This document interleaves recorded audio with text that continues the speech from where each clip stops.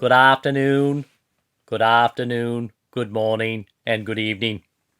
Wherever the day may find you, I am John F. Kennedy, and I have returned from the grave to welcome you to this episode of Dr. Durant's Sanctum, because this is going to be a historical episode. Dr. Durant is going to discuss history, as well as toys and their comic books based on historical moments. Perhaps not actually history, but from moments in history. Or perhaps the figures or funny books are historical themselves. Anyhow, as I am fond of saying, ask not what Dr. Durant's Sanctum can do for you. Ask what you can do for Dr. Durant's Sanctum. And by that I mean, of course, hit that like and subscribe button. Well, who's that there? Is that John F. Kennedy? Ignore those pink fingers pushing me onto the stage. It is I, Theodore Roosevelt, Teddy to my friends, and I was known, as you know, to say, speak softly and carry a big stick. Hurrah, Teddy!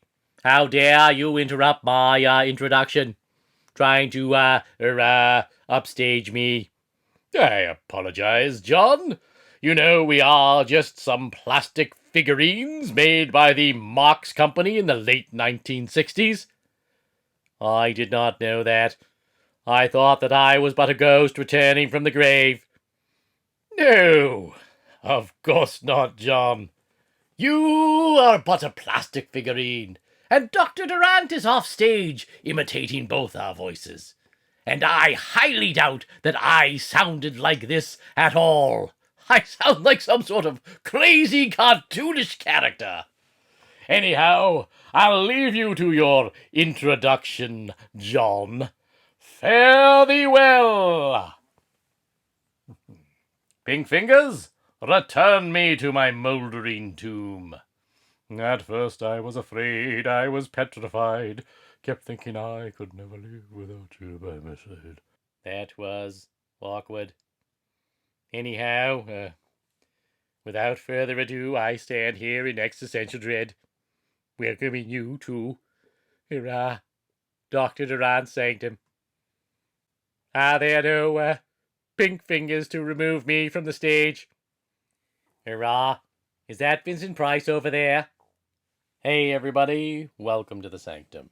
As you can see by this mighty Marvel calendar here before us, we're in the month of July, and we're also in that magical year of 1976. So join me, won't you, as we take a trip back to that fantastic year when America was celebrating its bicentennial, in a little episode I like to call Sanctum of 76.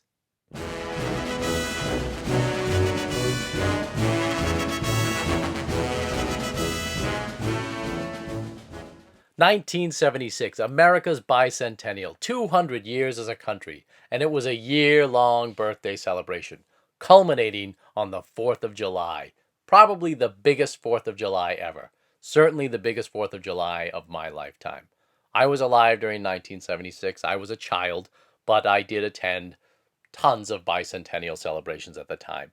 And our town celebration, my mother, who's a history buff and was a school teacher, dressed my sister and I up as a Minuteman and a colonial girl. My sister wore a colonial dress and bonnet, and I was in the tri-corner hat and vest and knee-high socks and carried a little blunderbuss around.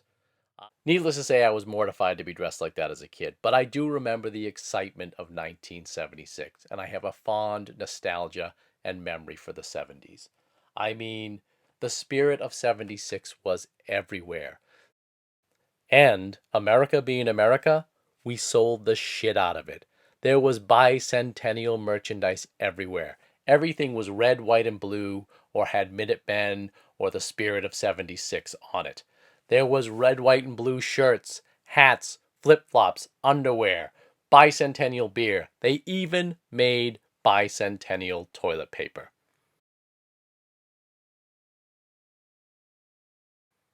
And speaking of the spirit of 76, that is what we see here.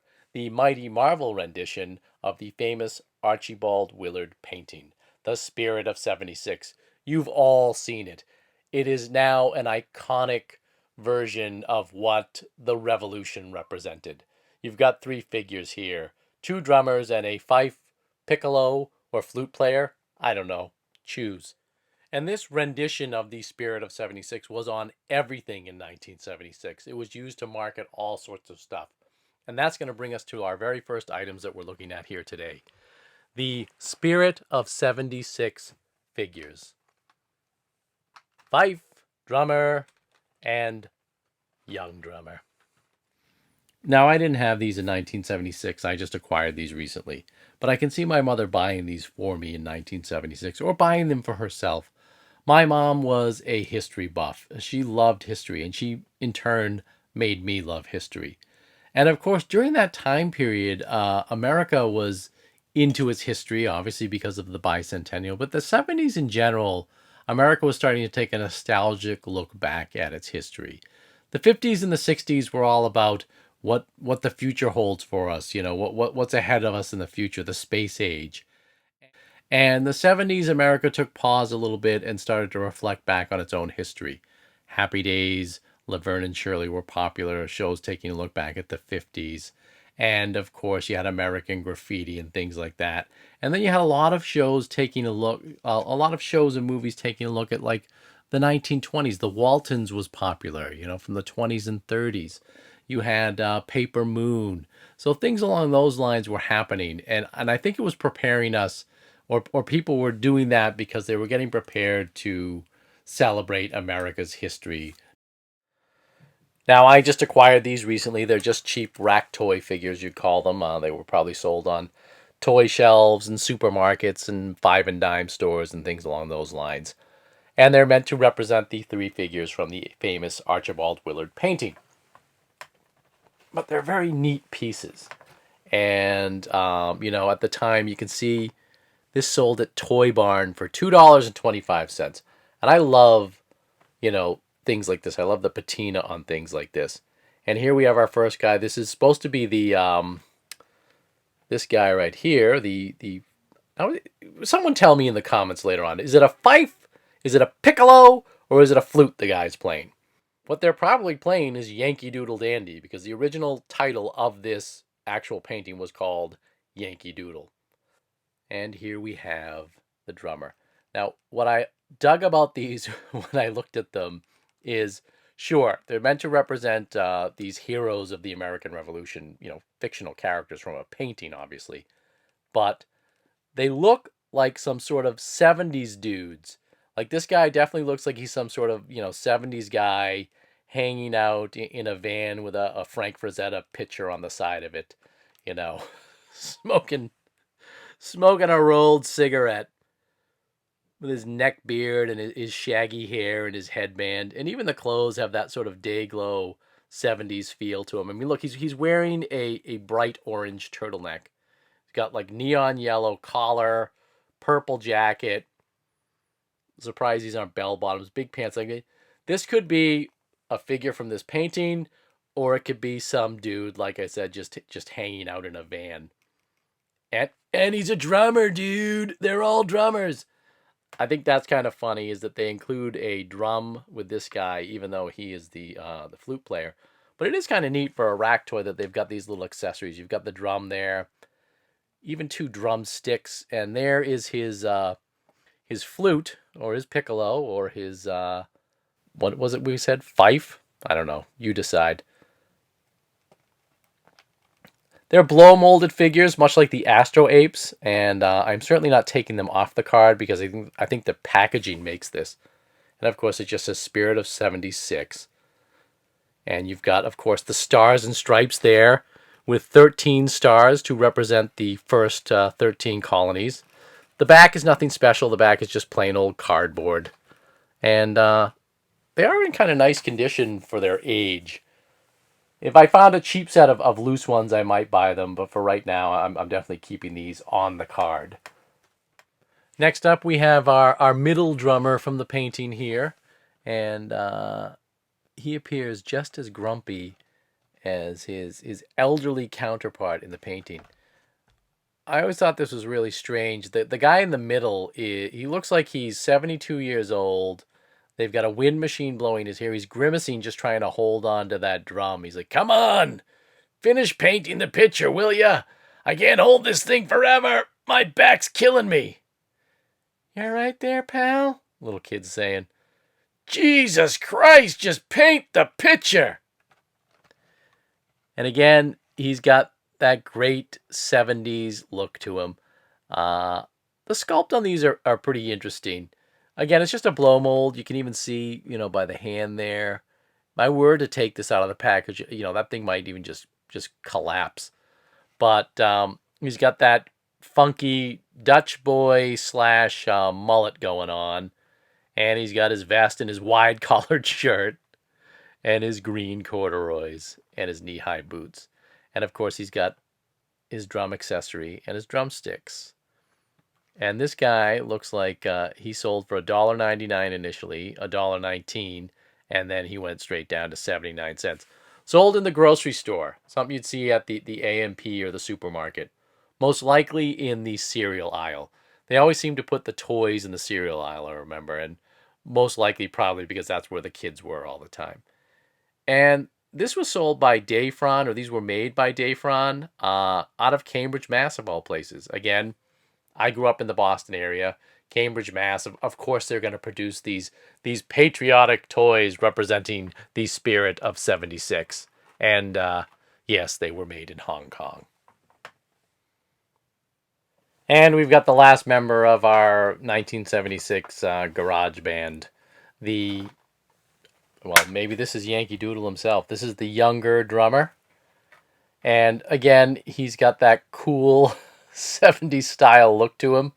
He's got his floppy felt hat, his lime green wide collared jacket with the lime green belt and big gold buckle. And check out the fringe work on this outfit. Very Santa Claus-esque. He's got his drum and his drumsticks like the others. Now this guy was really reduced in price. He went from $1.99 to $1.19 to 79 cents to 49 cents. The least favorite of the trio. So what's so cool about these figures is not only do they represent characters that could fit into 1776, they could just as easily be people that were walking around in 1976 and not in colonial clothing of the day. I mean, this guy here looks like he's ready to go wandering around Studio 54 at night, banging that drum over and over and over and over again. He wakes up the next morning with a massive nosebleed. As I stated earlier, those Spirit of 76 figures were used everywhere. And I've got another representation of them here. Well, at least two of them. And these little guys were cake toppers.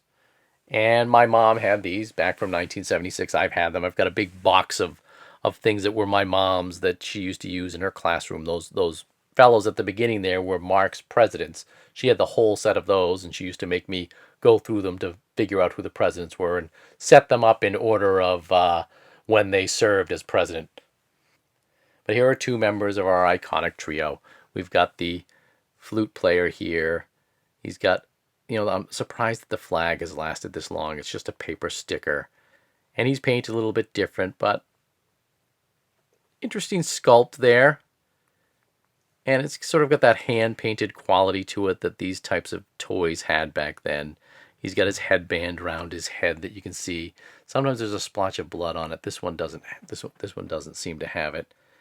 And you can see there he was torn off a piece of paper. I did some research on this and found a brief article online on a toy soldier collector site. And these were actually cake toppers. And a matter of fact, a few years back, there was several boxes of these found at a cake shop in New York City, still on the rack, still being sold. They've been sitting there since 1976, which tells you how much of this product was pushed out during that time period. I mean, people were probably buying bicentennial items well into the 80s. And we've got our little drummer boy here. Of course, his drumsticks broke off long ago. I always find these quite charming, though. I loved, things like this as a kid, setting up dioramas, and I had tons of Marx soldiers as well. And again, he's got the little paper on the bottom of his bass that he came off. It was probably taped to a piece of cardboard or something like that in a display box. We'll move these guys to the background for a minute.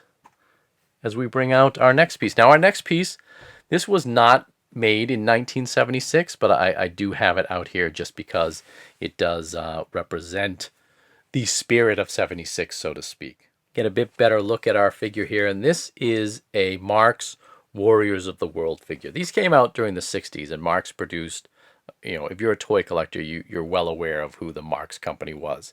They made everything from toy guns to Best of the West figures to soldiers. I mean, I had hundreds of Marx soldiers and Vikings and knights and cowboys and all sorts of stuff when I was a kid. And I loved the Marx products. And this was one that my mom had when she taught school. And the funny thing is about the Warriors of the World is that they actually named each figure. Each figure was sold and it came in its own box. It was just sold as a single figurine. They were sold in 5 and dime stores and drugstores and, grocery stores and things along those lines.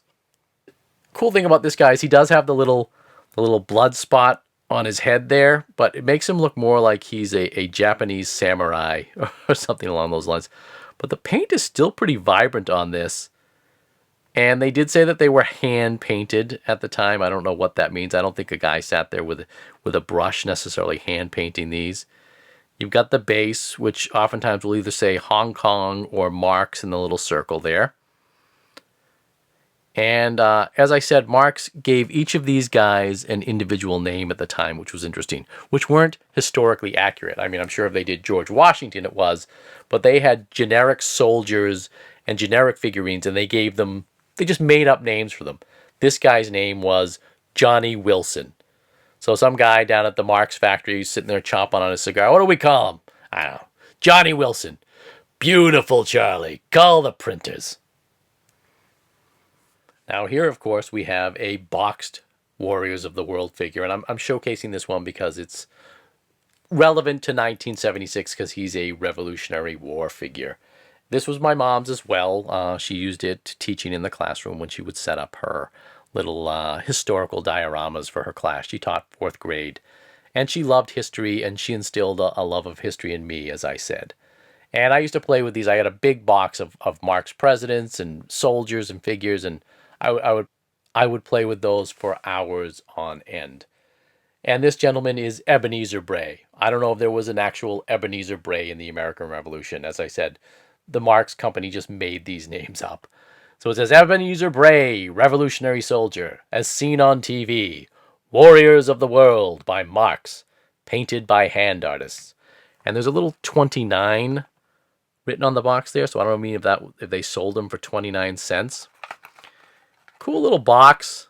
Again, something you'd see at the Woolworths or 5 and 10. Warriors of the World by Marx, Ebenezer Bray, made in Hong Kong, Louis Marx and Company, Hong Kong Limited. And of course, they give this generic story on the back. Revolutionary soldiers. When America was fighting for its freedom from England, these brave soldiers rallied under General George Washington's command. They endured great privations. What is this word? Privations. They endured great privations to make our country what it is today. Painted by hand by artists. Was that a good take? It's okay, Charlie. You kind of screwed up the privations part there. What is it, privations or privations? Privations. Perfectly honest, I don't know. Let's just print it. It's only an episode of Dr. Durant's Sanctum. And then you've got the rest of the box there, Warriors of the World. And each warrior checked and approved by Collier's Encyclopedia. So was there some guy that was looking up these individual Revolutionary War figures? I don't know. Now, he is actually inside the box. So let's bring him out. Oh, wait a second. I want to show this one part here. There's a checklist of the different types of warriors of the world. They had cowboys, Indian braves, Confederate soldiers, Union soldiers, pirates, Revolutionary soldiers, U.S. combat soldiers, Roman warriors, Vikings, and cadets. Do you have them all? We had quite a few of these. My mom, I think I had some of the pirates. I know I had some of the cadets. I never had the U.S. combat soldiers, so I'd have to get those. I had plenty of Marx World War II soldiers, but not this style. This is not a soft plastic. It's a harder, brittle plastic. And as you can see, with most of these, the gun is broken right off unless somebody took really good care of it. So he's really, again, a nice little interesting paint job. It's sloppy, but I find it charming. I loved playing with these as a kid, as I said. His yellow pants, his coat and his gear. And then we've got the base where it says Hong Kong or Marx on the bottom. You can see the paint spilling over onto the base. Maybe this was hand painted. We'll put him over here with this trio. All there celebrating America's Bicentennial. Now, while we've got it out, we might as well take a look at this Mighty Marvel Bicentennial calendar. This is not one that I had when I was a kid, although I would have loved to have had that. I do remember seeing these Mighty Marvel calendars, and a very good friend of mine down the street had this calendar, and I can remember poring over it every time I was over his house, looking at the awesome illustrations for each year and reading everything that they put into the little date boxes for each month. Calendars are sort of a thing of the past. I mean, I guess people buy calendars, but it was always a big deal to get a calendar every year. And this is one I certainly would have loved. So, of course, when we open it up here, we have this, of course, a great message from Stan Lee, who was, the king of Marvel back in 1976. Back in that day, he was... So, of course, when we open it up here, we have an awesome message from the great Stan Lee, the king of Marvel, especially back in 1976. And look at the names on this calendar here. You've got Tony Isabella as the writer and editor, Len Wein, Marv Wolfman, Roy Thomas as consulting editors, John Romita as the art director, Saul Brodsky, production coordinator, Duffy Valholland, I don't know him, assistant editor, Patty Greer, art assistant, Harry Chester Studios production, with special thanks to Marie Severin, Nanette Djokovic, John Verputten, and Jim Salicrup. Some titans of the comic book industry back in the Bronze Age. And, of course, we're going to read this Stan Lee message here. Happy birthday, America! Was it only yesterday that you were just a dream in the hearts of the oppressed yearning to breathe free? Was it only yesterday that the land was endless, the rivers ran clean, and the forest bloomed everlasting? Was it only yesterday that we were united as one, illuminated by a beacon of hope, brightened to the world? Happy birthday, America! Now, in the year of your bicentennial, let's remember the legend. Let's share in the dream. Let's hark to the past. Though your feet were of clay, you nurtured a soul, and how it could soar. Happy birthday, America! Many your moments of majesty, your mysteries, your myths, and now the myth that is Marvel, like you, so proud, like you, so fallible, presents the illustrated tribute in our own light-hearted, though loving manner. A tribute to a nation, an ideal, a vision, a land born of hope such as men have never known, and people honed by hardship, sustained by faith, and yet a people who have lost their way. Happy birthday, America! Though you may falter, though you may stumble, ever do you strive. For there must come a day when all your children will live as brothers, in justice and in peace. Then and only then will the promise be fulfilled. Then at long last shall you be the America you were born to be. Happy birthday, America. Stan. Excelsior! So for the first month of January, we have The Invaders, done by the great Frank Robbins. He was illustrating The Invaders at the time. And each month is specific to the character that is headlining the month. So all the days of the month have Invaders specific facts in there, as well as birthdays from various members of the Marvel Bullpen. February is The Incredible Hulk, done by Herb Trimp, who was also illustrating the Hulk at the time. Now, I don't know if this is the Hulk or if this is, in fact, George Washington having turned into the Hulk. The other cool thing about each month is that there is a quote specific to that character from that comic book in regards to something that is sort of bicentennial-esque about freedom or fighting for your rights or things along those lines. Now, this is the Black Panther for March. I don't know who the artist is on this. I could Google it, but someone wants to tell me down in the comments who this is. I don't recognize the artist off the top of my head, and I don't see that it's signed anywhere. Interesting thing about this is there's palm trees in the background, so I'm not sure which battle the Black Panther is helping assist these soldiers in here. Unless there's palm trees in Virginia. Are there palm trees in Virginia? April, we've got Conan the Barbarian, drawn by the great Gil Kane. Conan here is telling these people to fight, fight, fight for Crom, fight for freedom. He's teaching them the riddle of steel. I love Conan, and there's nothing better than Bronze Age Conan. May, we've got the God of Thunder, Thor, drawn by the great John Buscema, who was also drawing Thor at the time, and we've got Thor here helping out Benjamin Franklin with his little experiment with the kite and the key.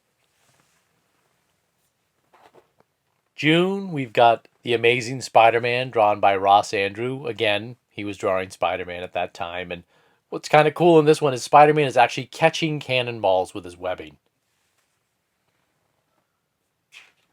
We already saw July at the beginning of the episode, and that is, of course, Captain America standing in front of the Constitution of the United States, drawn by the great John Romita. We've got the month of August, the Fantastic Four helping Washington cross the Delaware. Reed is forming a bridge. Sue is suffocating some soldiers in an invisible bubble. The Thing is carrying a cannon, and the Human Torch, Johnny Storm, is just flying around giving away their position. This is one of my favorite ones in the calendar. This is September, drawn by John's younger brother, Sal Buscema, and you've got sort of the offshoot heroes here. These are very Bronze Age specific heroes, or heroes that were very popular during the Bronze Age. Luke Cage, Ghost Rider, Shang-Chi, Doctor Strange, Damien Hellstorm, the Son of Satan, Black Widow, and the Daredevil. October, we've got all the supernatural heroes drawn by the great Frank Brunner. Tomb of Dracula, Man-Thing, and Werewolf by Night. They're either menacing Ichabod Crane or Paul Revere on his midnight ride. We've got November, which is a Jim Starlin illustration, and Jim Starlin was the king of Marvel's cosmic heroes at the time. Adam Warlock, Silver Surfer, and of course the original Captain Marvel. I don't know what this is supposed to be. Is that the Mayflower, landing on the shore there? Again, maybe these guys just travel through time to witness events in history. But this one is the most off base as for how it ties into the Americana they're sort of replicating in the other illustrations. And then finally for December, we've got the Avengers helping Washington cross the Delaware. And this is drawn by the great Jim Mooney. And I don't know if I mentioned the Fantastic Four was drawn by Joe Sinnott. I think it did. And then, of course, we've got sort of everything wrapping it up here. And there's a nice little message there from, I assume it's Tony Isabella. And then the back of the calendar is a collage that is a potpourri of all the really cool Bronze Age heroes at the time. You've got Red Sonja, you've got the Monster of Frankenstein, you've got Conan again, you've got the Living Mummy, Werewolf by Night, Tomb of Dracula, Man-Thing down there. I mean, those are the guys I'd be looking at. Kazar, very, very, very cool. Now, next up, of course, is an item that I did have during the Bicentennial, and this is my copy of the Superman Salutes the Bicentennial Treasury Edition. My mom brought this home for me, and it is one of the biggest bait and switches of comic books ever. You think you're going to be getting a giant Treasury-size edition of Superman tales, of Superman perhaps fighting bicentennial battles or things along those lines. But you need to read the fine print. It's Superman Salutes the Bicentennial. And inside are 6 tales of heroic history celebrating the spirit of 76. So what we've got is Superman doing sort of a wraparound introducing old reprints of Tomahawk tales, which were cool. I enjoyed them because I had never seen them before. And back in the day, these were sometimes the only way to see some of these stories. But you've got some great artwork, and you know, Tomahawk was sort of DC's version of a combination of like Daniel Boone and Davy Crockett, except he was around during the colonial era, helping fight the Revolutionary War. And Treasury sized, of course, you've got beautiful artwork in there.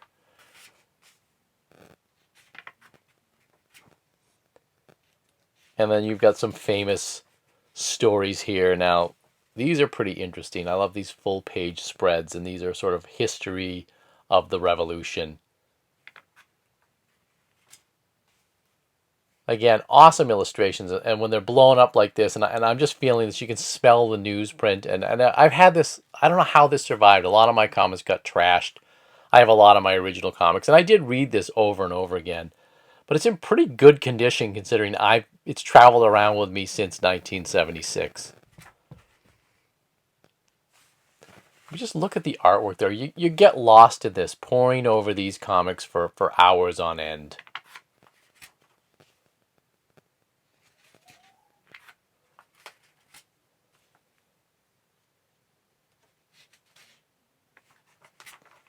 Fantastic. Oh, this is one about the first submarine. This one's funny because they have a sort of, see if I can find it here, a side shot. Here it is here. Sort of this side shot of Tomahawk. And of course, you know, just like Batman around, everybody had like a sort of teen sidekick. And Tomahawk's got, you know, his teen. They're traveling around in the first submarine together. Typical 50s, early 60s style storytelling. But look how dense the stories are, especially compared to today's, you know, comic books, which are, you know, 7 or 8 panels of a character looking sideways. Map of Bunker Hill. Oh, now you've seen the whole thing, but I wanted to see there was supposed to be, well, there's a bicentennial edition of the Planet, of the Daily Planet. And, you know, it sort of gives you a brief history of the revolution. And then, of course, you know, they always have these little facts in the back of the thing. Oh, there's the artist that illustrated the bicentennial salute, Fred Ray Jr. The artist who illustrated this special bicentennial salute has his drawing board set up in an atmosphere ideally suited to capturing the spirit of the revolution. It reposes within sight of the historic Susquehanna River in Pennsylvania, only a short drive from the Susquehanna Hat Company, no, from Valley Forge, combining this personal environment with exhaustive study. Interesting. Oh, there's our presidential portraits. And of course, at that time, if you'll see, our last president was Gerald Ford, 1974. Now, DC Comics, as we just saw from that Superman edition, was also in the spirit of the bicentennial, like everybody else. And these are comic books that I would have read in 1976. Across the DC line during 1976, they had this banner across the top that said, DC Comics salutes the bicentennial. And it had the red, white, and blue. And as an adult comic collector, I have tried to get every issue from that particular line showcasing that stuff. Because I think it's just a really cool memento of that time period. And I don't have all of them yet. I picked these specific issues because these are issues that I would have been reading as a kid in 1976. They were the ones that I read throughout the 70s. I loved DC's war and horror line for some reason. Sergeant Rock was a favorite. And so let's take a quick look at some of these covers. Now inside, there aren't very specific 1976 stories. They've just got this banner on top. So our first one here, we've got Sergeant Rock with artwork by the great Joe Kubert. And, it's just got one of those great covers with, Rock saying, "Let's go, kid. The enemy's ready to attack." And you've got this great image of the specter of death hanging over these coffins that are ready for each member of Easy Company, indicating that the mission that Easy is about to go on is one that is going to cause all their deaths. Then we've got The Unexpected. He was strangled. Who could do such a terrible thing? Shocking tales of menace and mystery. Weird War, another great Joe Kubert cover with kids playing war while the real specters of war hang behind them. We got The House of Mystery. Great cover there. All new tales to chew. I loved House of Mystery. You've got Batman here, drawn by the great Ernie Chua, who was later known as Ernie Chan. He was an artist from the Philippines, and he did a lot of work on Conan the Barbarian later on, as well as some Hulk work too. Great artist. A lot of these artists that drew for the DC mystery books, they were from the Philippines, and I knew them all by name as a kid. Really underrated, and not a lot of them known as well today as your Jack Kirby's and your John Romita's and your Neil Adams and stuff like that. But they did just as much great work as the big names. Ghosts, and of course, this one's got I'm gonna guess that that's a Nick Cardy, but I could be wrong because Nick Cardy did a lot of covers for Ghosts. And then one of my all-time favorites, again, we've got Ernie Chaw here, or Ernie Chan, Jonah Hex. And this is when he was still appearing in Weird Western Tales.